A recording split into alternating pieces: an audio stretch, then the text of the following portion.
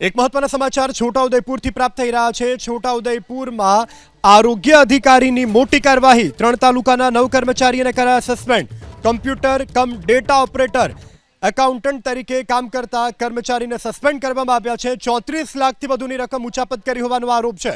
ઉચાપત કરેલી રકમ 10 દિવસમાં જમા નહીં કરાય તો પોલીસ ફરિયાદ કરાશે। કવાંટ અને પાવી જેતપુરના કર્મચારીઓને કરાયા છે સસ્પેન્ડ। તો છોટાઉદેપુરથી સમાચાર પ્રાપ્ત થઈ રહ્યા છે। જિલ્લા આરોગ્ય અધિકારી તરફથી આ મોટી કાર્યવાહી। 3 તાલુકાના 9 જેટલા કર્મચારીને કરાયા છે સસ્પેન્ડ, જેમાં કમ્પ્યુટર કમ ડેટા ઓપરેટર એકાઉન્ટન્ટ તરીકે કામ કરતા કર્મચારીને કરાયા છે સસ્પેન્ડ। 34 લાખથી વધુની રકમ ઉચાપત કરી હોવાનો આરોપ છે। ઉચાપત કરેલી રકમ 10 દિવસમાં જમા નહીં કરાવવામાં આવે તો પોલીસ ફરિયાદ કરાશે।